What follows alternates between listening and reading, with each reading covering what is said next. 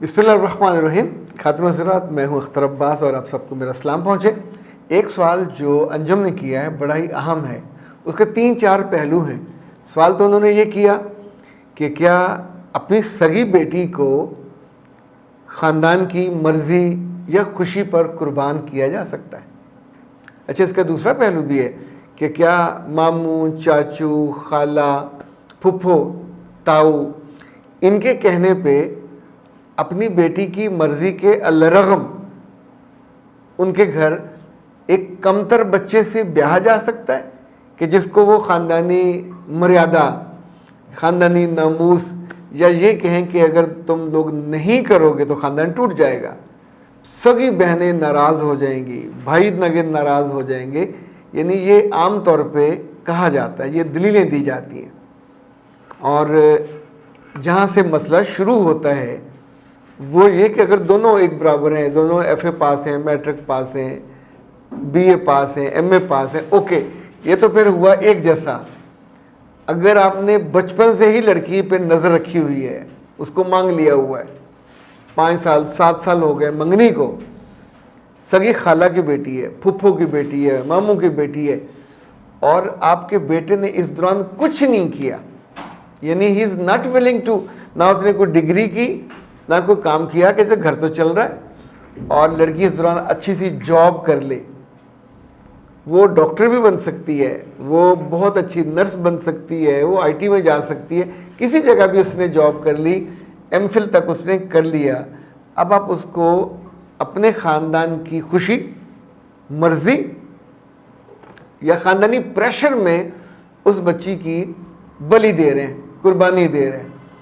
کیا یہ رشتہ چل جائے گا؟ اہم سوال ہے. اگر سارا خاندان مل کے کہے کہ ہم بعد میں سنبھال لیں گے، نہیں سنبھالا جا سکتا. سارا خاندان مل کے کہے کہ لڑکے کو ہم سکھا لیں گے، لڑکے کو ہم کام پہ لگا دیں گے، اچھی جاب دلا دیں گے، کہاں سے دلا دیں گے؟ یعنی جو کام پچھلے 5-7 سال میں وہ نہیں کر پائے، they were not willing to work، اور ان کی اپروچ ہی یہ نہیں تھی. یہ تو ایک بڑا پہلو ہے. دوسرا اس سے بھی زیادہ خطرناک پہلو ہے جو نمل نے بھی پوچھا ہے کہ سر لڑکی شادی کے بعد اپنی جاب چھوڑ دے کیا؟ اور ساس اس پہ زور دے کہ تم جاب چھوڑ دو اور گھر کے کام پہ فوکس کرو. ایک ایوریج لڑکی جو جاب کرتی ہے اس کی تنخواہ 40,000 سے 70-80,000 تک ہوتی. اوکے، آمدنی کے بعد جو سب سے اہم چیز ہے وہ لڑکی کی سیلف رسپیکٹ ہے. صبح تیار ہوتی ہے، جاتی ہے، کام کرتی ہے، پرفارم کرتی ہے، رسپیکٹ ارن کرتی ہے، اس کی دفتر میں امپورٹنس ہے، لوگ اس کی قدر کرتے ہیں. تو یہ وہ قیمت ہے جو 17-18 سالوں کے بعد اس بچی کو ملتی ہے. تو آپ سوچئے وہ اپنے گھر میں اکیلی بھی رہ رہی ہو تو 8-10 ہزار کی مدد 2 مائیاں بچیوں نے رکھی ہوتی ہیں جو ان کا خانسامہ بھی ہوتی ہے، ان کے گھر کے کام بھی کر رہی ہوتی ہے، کپڑے بھی. یعنی وہ بچیاں جو گریڈ 17 میں یا اس لیول پہ جاب کر رہی ہوتی ہیں وہ کبھی گھر کی آ کے صفائیاں یا اس طرح کی ستھرائیاں نہیں کرتی. چونکہ جو زندگی کا چلن ہے اس میں وہ ایک اچھی سیٹ پہ، ڈرائیونگ سیٹ پہ ہیں، تو چھوٹے چھوٹے کاموں کے لیے مائیاں موجود ہیں. تو آپ ایک 70,000 یا 80,000 قیمت والی لڑکی سے جاب چھڑواتے ہیں اور اسے کہتے ہیں کہ تم اب 10,000 والا جو کام ہے وہ کرو اور اس کے تمہیں پیسے بھی نہیں ملیں گے. Every time, every moment you would be judged.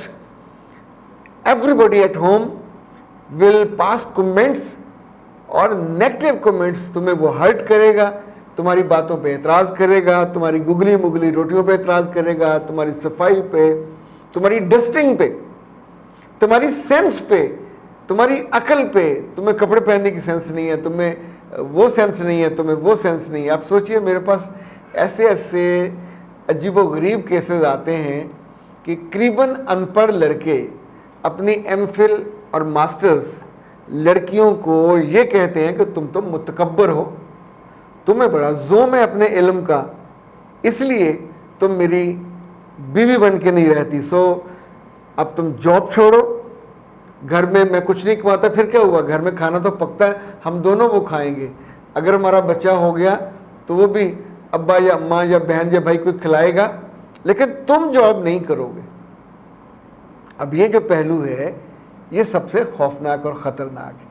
اگر لڑکیوں کو یہ علم ہو اور پہلے سے اندازہ ہو جاتا ہے کہ اس کی میک کیا ہے, اس خاندان کی میک کیا ہے, تو میرے بچیوں اپنی زندگی کو جہنم میں مت ڈالا کرو. سارا خاندان مل کے آ جاتا ہے, بیٹھ جاتا ہے کہ نہیں ہم نے بچی نہیں چھوڑنی, ہم نے لینی ہے, اور اگر نہ تم لوگوں نے دی تو رشتہ ٹوٹ جائے. اب سوچے بعد میں رشتہ بھی تو ٹوٹ جانا ہے, بعد میں اپنے اس لڑکے سے بے عزتی بھی کروانی ہے, وہ آپ کو ٹونٹ بھی مارے گا, ہر وقت مارے گا, آپ کی پڑھائی کا, آپ کے علم کا, آپ کے اچھے کپڑے, ہر چیز کو گالی بنا کے رکھ دے گا. اور اگر آپ بیرون ملک پڑھتی ہو اور کام کرتی ہو تو ایسی صورت میں آپ کی کریکٹر اسیسینیشن بھی کرے گا. الگ رہنے کا چسکا ہے.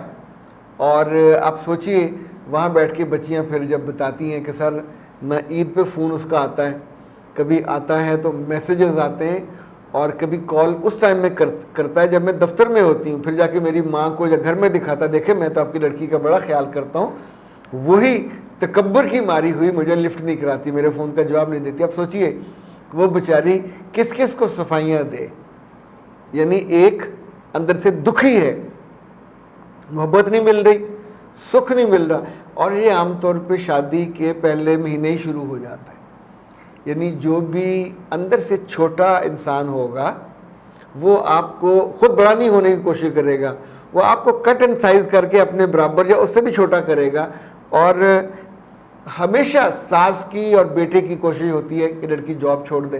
اللہ کے بندو, تم نے بغیر جاب والی لڑکی کرنی تھی تو اپنے محلے میں سے کر لیتے. کوئی ان پڑھ, کسی میڈ کی بچی, کوئی ایسی جو ہر وقت گھر کے کام کرتی رہے, تو بڑے آرام سے تمہارا سوٹ کام چل جانا تھا. اب تم نے ایک شہزادی لے کے آئے ہو ناموس کے نام پہ, یا یہ بھی ہوتا ہم نے اس کا 20 سال انتظار کیا, ہم نے اس کا 18 سال انتظار کیا.